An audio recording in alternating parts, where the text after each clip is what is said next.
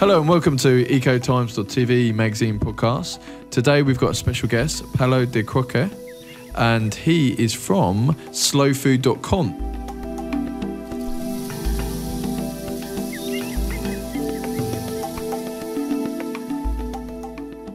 Slowfood.com is an organisation that is all about the kind of global resource in terms of food. I'm your host, Alex Strong. Paolo, can you tell us more about your amazing organisation and what you do? Yeah, with pleasure. As you said, we are a global organization that was born now more than 20 years ago in Italy. But now we are based in more than 150 countries all over the world. And we deal with the food system, both from the production side and the consumption side. And we try to work everywhere to create a shift and a change in a food system that is running, that has run the world in the last 50 years that we don't like, and that we would like to see a change, and we would like to see improvements in the way people eat.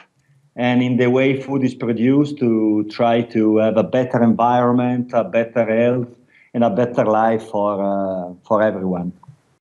That sounds great.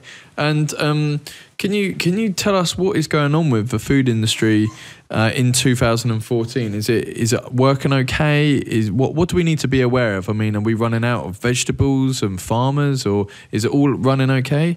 No, unfortunately not. And I think that the best way to describe the fact that there is something wrong is to analyze and to be aware about two big numbers. The first number is 840 million. That is the number of people that today are still starving. We have more than 800 million people with not enough food to eat on this planet, and we are 7 billion. Wow. And the other number that I would like to say is 1.5 billion. That is the number of people who suffer for healthy problems related to the bad food that they eat, cardiovascular diseases, diabetes, obesity. It's really a big problem for our planet. So we are 7 billion. We are 1.5 with too much and bad food. We have almost 1 with not enough food to eat. And I think that these two numbers are just are enough to describe the fact that there is something wrong and that we have to change. And we want to add the fact that industrial food production is one of the main causes of the problems to the environment that we have: global warming, climate change, erosion of biodiversity, loss of the soil, infertility, problems with water.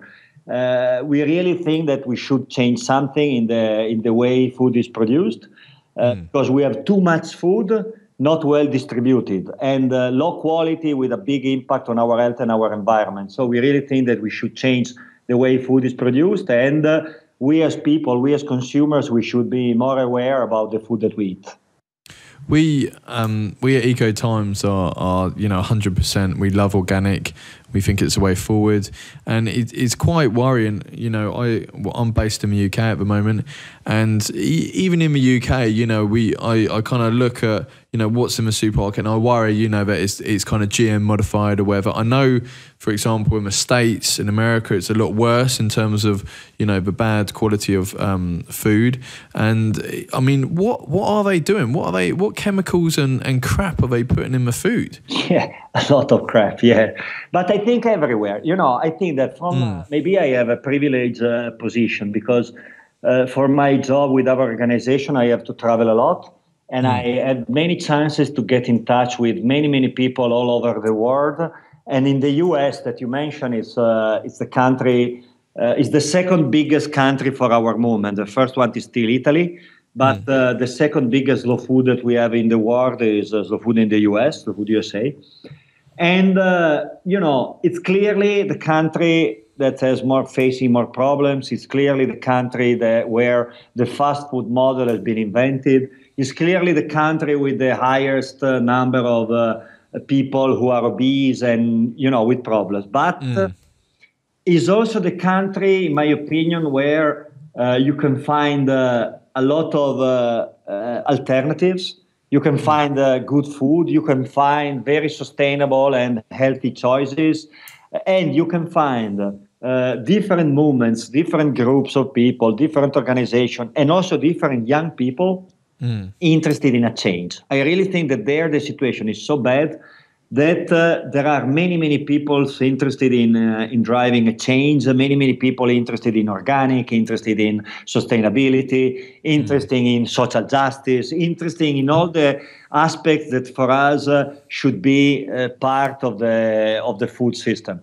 And so I'm quite confident that it's still a minority, but also in a country like the US, the number of people who are interested in a change is really growing and not so slow. So, I mean, I would use the US also as a positive example, not always negative. Okay. I mean, I've seen a rise in kind of farmers markets and people, you know, in the kind of permaculture and homesteading movement where they want to grow their own food. I want to start growing my own food. I think it's quite amazing, Paolo, when we look at, say, you know, the different countries around the world that actually have less money, but they grow organic food and they actually eat healthier food than, you know, the Western kind of nation. And I think it's kind of crazy when you actually think about it. Yeah, but in fact, it's not a matter of money. The other important thing that our movement does, and we are trying to do almost everywhere, is to really convince people that it's not a matter of money. It's not true that good food can be affordable only for rich people. It's a matter of culture. It's a matter of consciousness. It's a matter of knowledge. It's a matter of priority. You know, talking about our Europe, the part of the money, the part of our income that we spend for food compared to other things it's very low.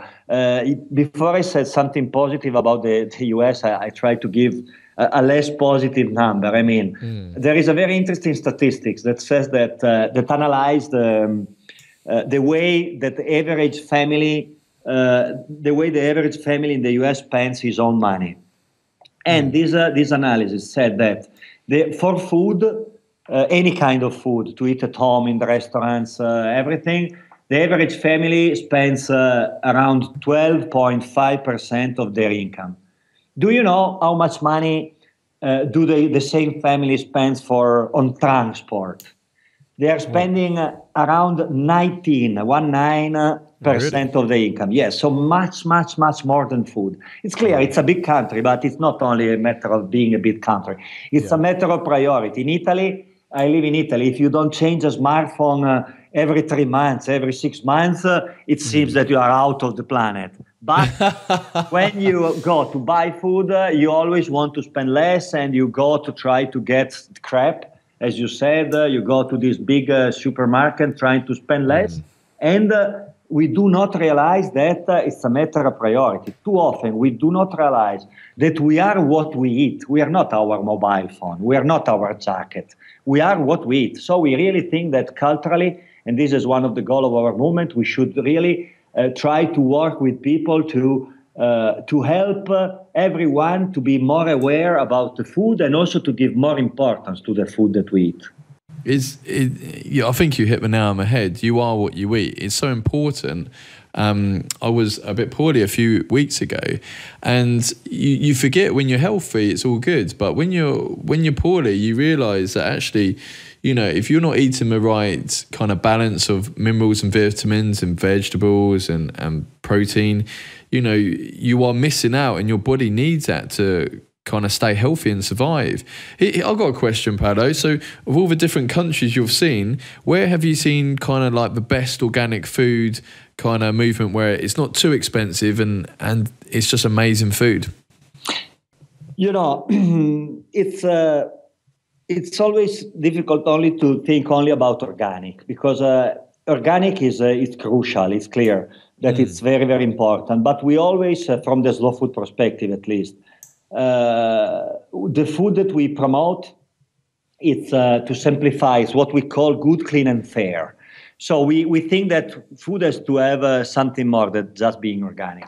And with good, clean, and fair, briefly, we mean with good, we mean healthy and tasty. because this is another very, very important thing, that food, we are what we eat, and food can also be pleasure. Food can also be something that you enjoy when you eat. Clean has to be environmentally friendly. So clearly, organic, almost always it's environmentally friendly, but unfortunately there are some cases when organic is not environmentally friendly.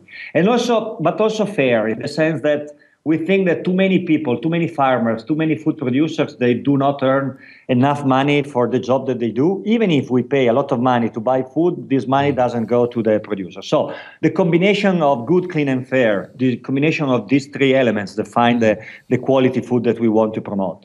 And I think that, as I said before, in many, many places there is great food. And if you ask for about organic, if you go in the north, Yes. in the north part of Europe, you can find a lot of organic food. But I think that there are countries where maybe organic is less, the official certified organic food is less present, but it's marvelous. I'm thinking about Japan. I'm thinking about Mexico. Mexico is one of the countries where food is more amazing, and you can find so diverse from state to state, from place to place. You can find different, diverse, great food, and maybe in that case, it's not the certification of organics that define quality. Are other criteria, especially in Mexico and especially in the global south. Maybe in Europe, organic is a good way to also to try to define some good food. In other parts of the world and in the global south, not always, because there are other problems, and there are also other ways to try to recognize what is quality. Definitely.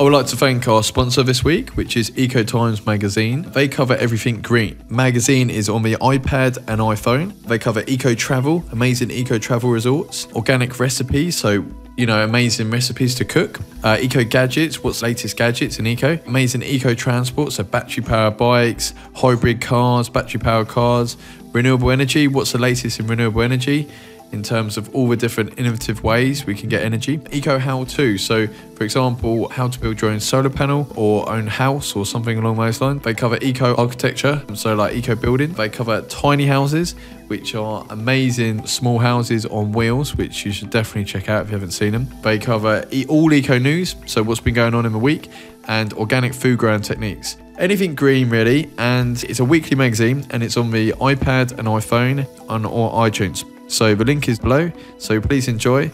And now we get back to the show. Thank you very much.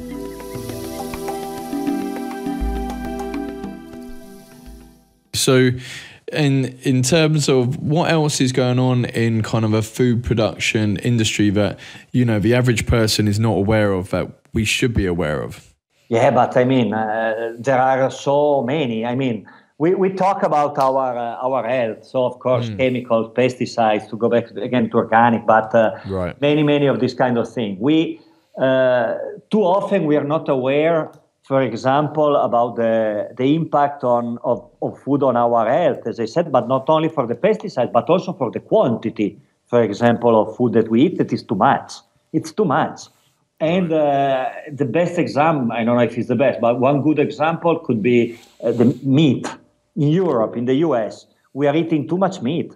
This has terrible consequences on our health, but not only. It has terrible consequences to the environment, and we are not aware about this.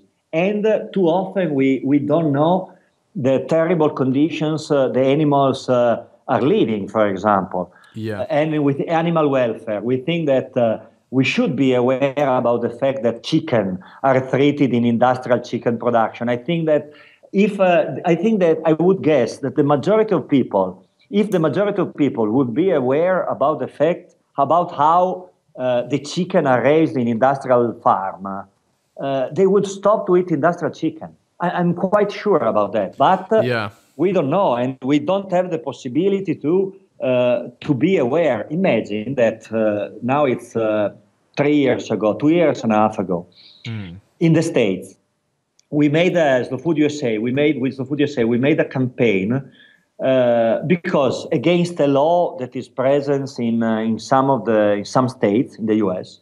And this law says that it's not possible, it's illegal to take pictures, to take photographs in a farm. Really? And why? Yeah, this because the situation in the industrial farm is so bad that, of course, they do not want that those situations could be documented.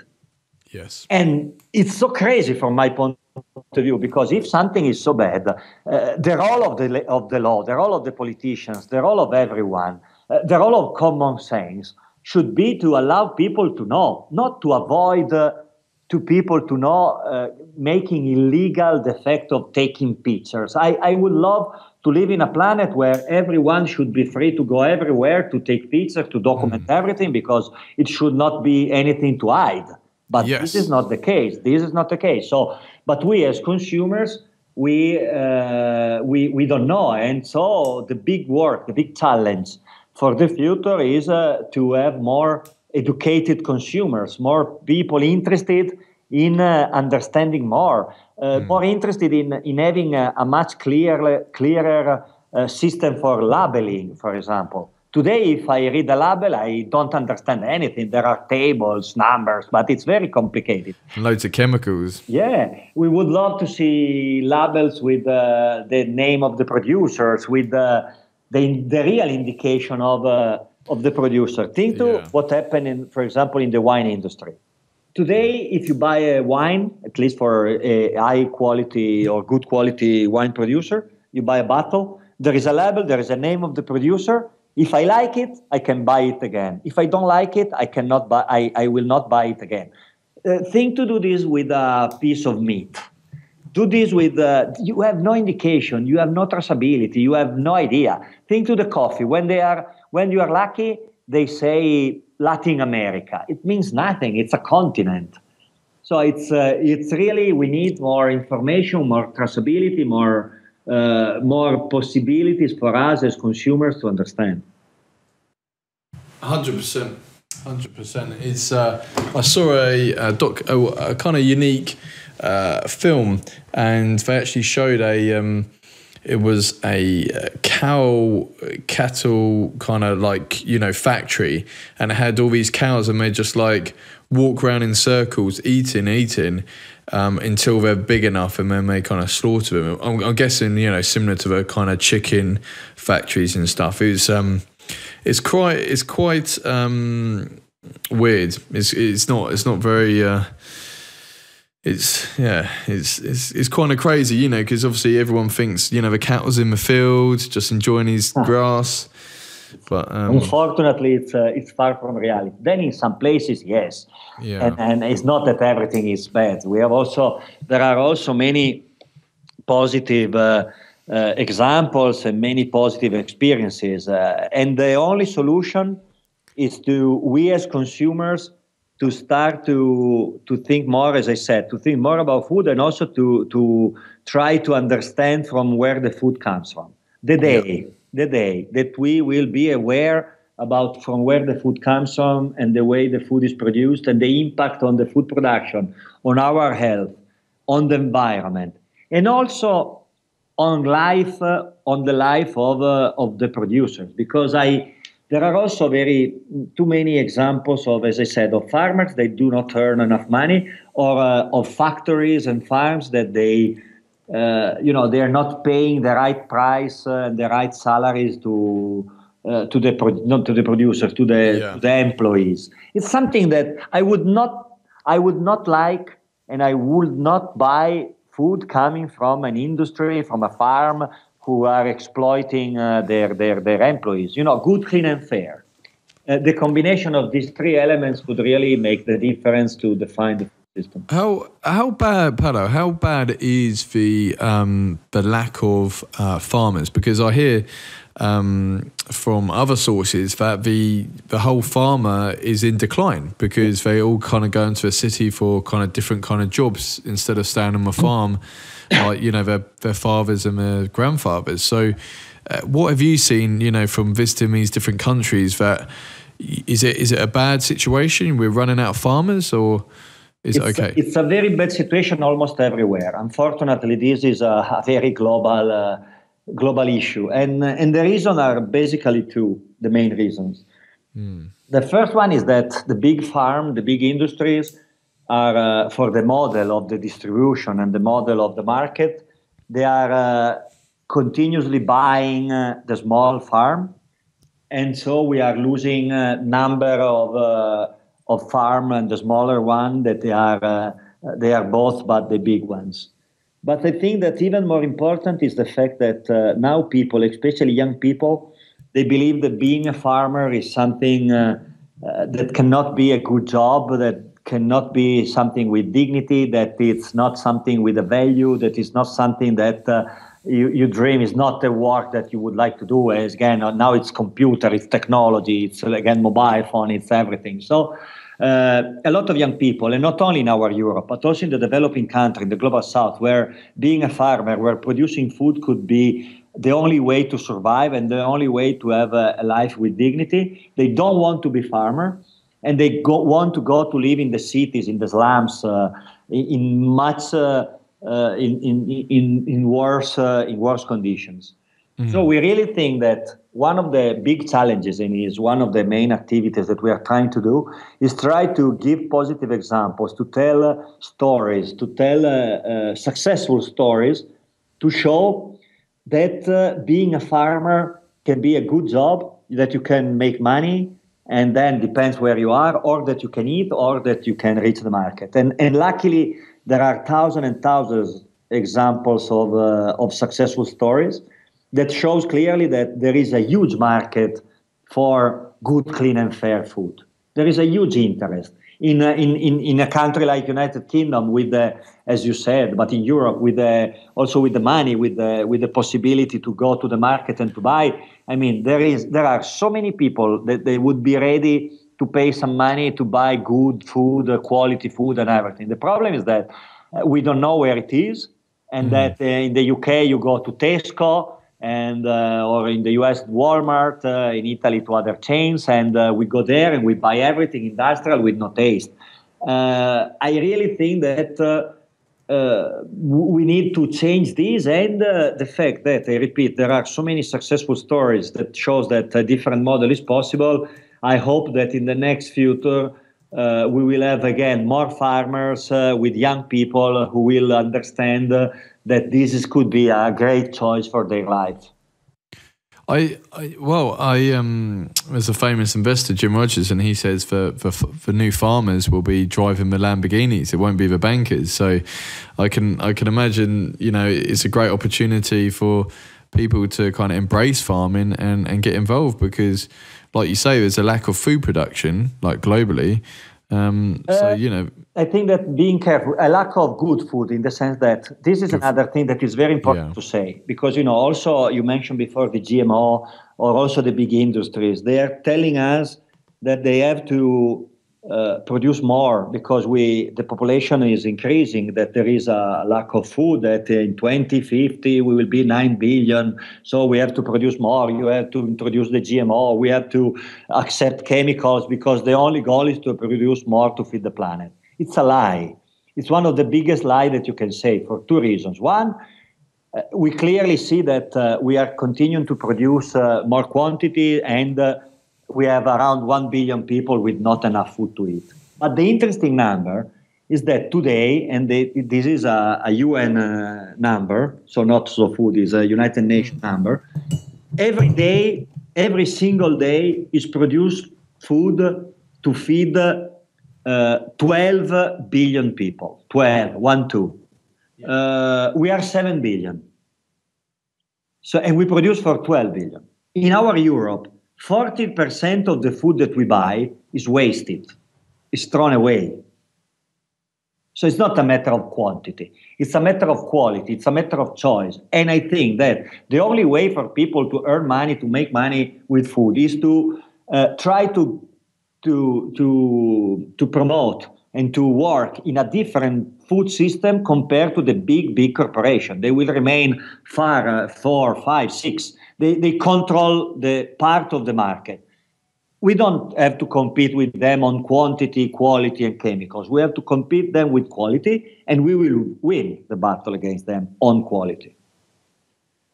I think the opportunity there for quality I think that's it. I think that's the key. I think anyone in terms of kind of farmers, if they just focus on bringing organic quality food at a reasonable price, people will flock to it because, like you say, there's just so much rubbish food out there. I think people are waking up. They're realising that you are what you eat, and if you eat this shitty food, you end up with cancer or something, So I think you hit the nail on the head there, Paolo. Well, is there anything else you would like to add? This has been an amazing interview.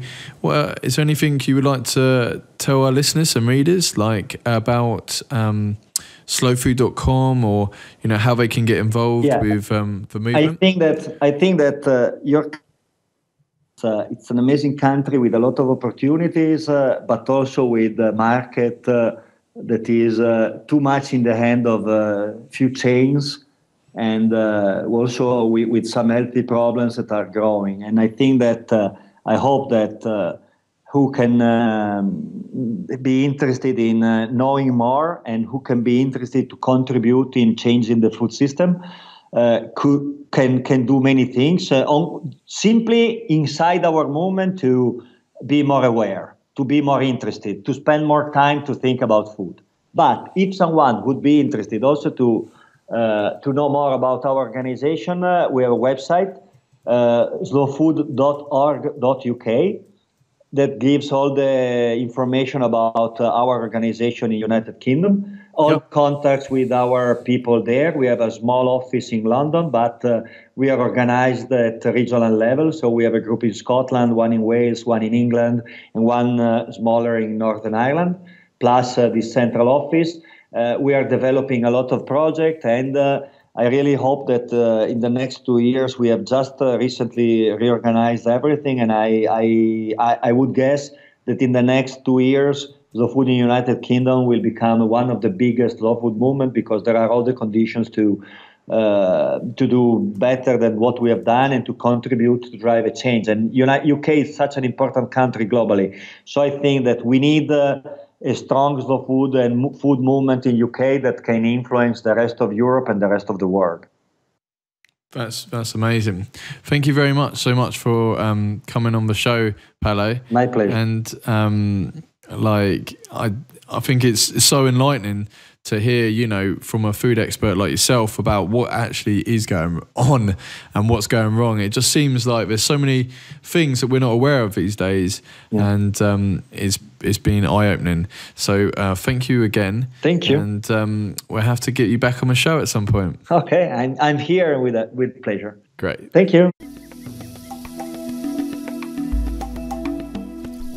Thank you very much for enjoying our ECOTIMES magazine podcast. We'd like to tell you all the platforms we're on. So we're on SoundCloud, we're on Stitcher, which is for Android. If you've got Android phone, you can download a Stitcher, which is a podcast app, and get the ECOTIMES podcast on there. We're on iTunes, so you can get it on your iPhone and iPad and all your Apple devices. And we're on TuneIn as well. And we're on YouTube. So please subscribe to whichever platform works best for you. And thank you very much for listening. We want to say a big thank you very much to ECOTIMES magazine for sponsoring the podcast. They are a weekly magazine, cover everything green. So if you're interested in growing your own food, renewable energy, amazing eco resorts, eco gadgets, basically anything green, how to build your own home, tiny houses, eco transport, organic food, anything green really. Big thank you to them. And please check them out. The links be below, and it's on the Apple newsstand, so you'll be able to get it on your iPad and iPhone. Thank you and have a great day.